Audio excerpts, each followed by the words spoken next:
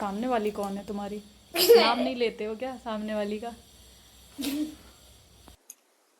जय श्री कृष्ण। कैसे हैं आप सब? आशा करती हूँ आप सब अच्छे होंगे और मैं भी अच्छी हूँ। अ, कुछ लोग मुझे बोलते हैं कि आप जय श्री कृष्ण मत बोला करो, आपके शोभा नहीं देता। आप कृष्ण जी को कृष्ण जी का नाम आपके मुंह से शोभा नहीं देता।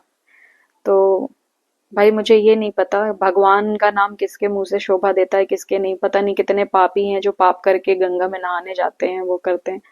और मुझे पता है, मेरा भगवान जानता है कि मैं क्या करती हूँ क्या नहीं करती हूँ, मैं कितनी सही और कितनी गलत हूँ। तो ठीक है। इसके लिए मैं अभी दूसरा वीडियो जो बनाऊंगी उसमें आपसे बात करूंगी इस टॉपिक पे। फिलहाल ये लंच के लिए बच्चों के लिए मैं वो बना रही हूँ चीला, क्योंकि उनको बहुत ज्यादा पसंद है।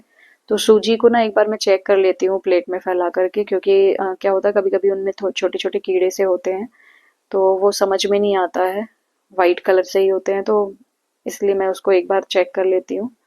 और यहाँ पर तैयारी कर रही हूँ। सुबह के बज रहे हैं 5 और एक तरफ मैंने रख दी है चाय और चीला बनाने की तैयारी। तो इसमें मैं दही मिलाऊंगी 2 चम्मच, और इनके लंच के लिए भी दूंगी और ब्रेकफास्ट भी वो इसी का करके जाएंगे। तो बच्चों को ना मॉर्निंग में, वैसे मेरे यहाँ मैं बता रही हूँ, मेरे बच्चों को चाहिए होती है चाय, उसके साथ ब्रेड या उसके साथ पराठे, मतलब इसी टाइप का कुछ ना कुछ चाहिए होता है। तो फिलहाल चाय बन रही है इधर, चाय रख दी है मैंने। और विधि विशु को थोड़ा रुक करके ही उठाती हूँ।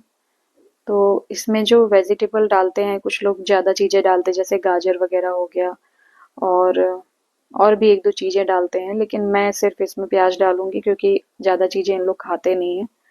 तो बस प्याज और हरी मिर्च, धनिया और करी पत्ता, इतनी चीजें डालूंगी इसमें, और स्वाद के अनुसार नमक।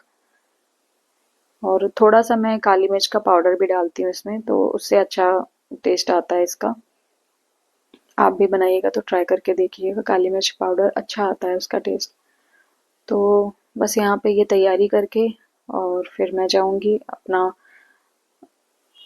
छत पे देखने एक बार, क्योंकि मैंने आपको बताया कि एक बार मैं मॉर्निंग में या इवनिंग में एक बार छत पे जरूर जाती हूँ। तो पहले यहाँ की तैयारी कर लूंगी, उसके बाद जाऊंगी और फिर आकर के बच्चों को उठाऊंगी। तो ये डेली का ही रूटीन है। और कुछ लोग ये बोलते हैं कि आप किसी और के साथ रहती हैं, किसी और के साथ रहना चाहती हैं, इसलिए अपने हस्बैंड को छोड़िए। तो देख लीजिए आप, मैं अपनी मम्मी के घर में रहती हूँ, और अगर मैं किसी के साथ रहती तो मैं सोशल मीडिया पे क्यों आती? ये कॉमन सेंस पता नहीं क्यों नहीं रहता लोगों में, कि अगर मैं किसी और के साथ रहती तो मैं क्या वहां व्लॉगिंग करती? अगर मैं जिसके साथ रहती, अजीब सी बातें करते हैं। तो यहाँ पे मैं विशु को उठाने आ गई थी। और बच्चों को क्या होता है ना कि रात में नींद जल्दी नहीं आती, मेरे बच्चों को तो नहीं आती है। बस इनको सुबह मत उठाओ और रात में सोने को मत कहो। तो यहाँ पे मैंने थोड़ा सा ऑयल डाल दिया, इसमें डाला है थोड़ा सा जीरा। और जीरा मैं उसमें मिक्स नहीं करती हूँ, क्योंकि फिर थोड़ा कच्चापन सा रह जाता है। तो हल्के से थोड़े से दाने इसमें डाल करके तेल में, उसके बाद फिर इसको डालती हूँ।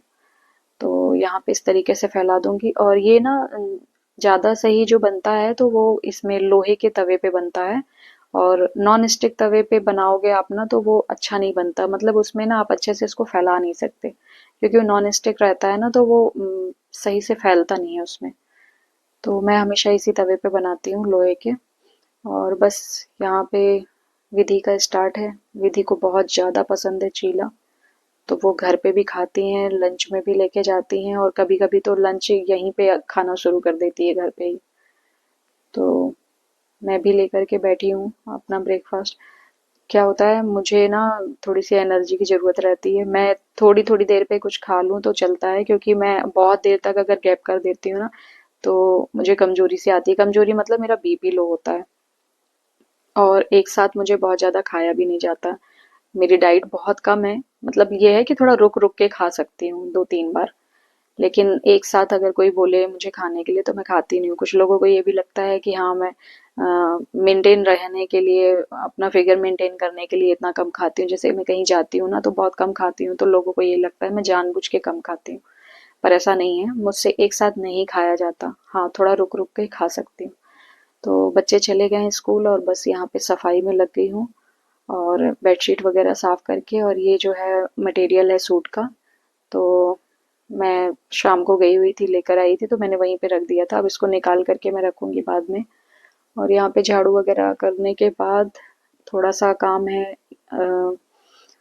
छत का ही, वहाँ पे थोड़ी सफाई करनी है। क्या होता है, पानी रुक जाता है छत पे थोड़ा बहुत, तो वो करने गई थी। और फिर अचानक से फ़ोन आया था दीदी की बेटी, उसको मैं लेने चली गई थी। वो स्कूल की क्लिप डली हुई थी। कौन कर रहा है?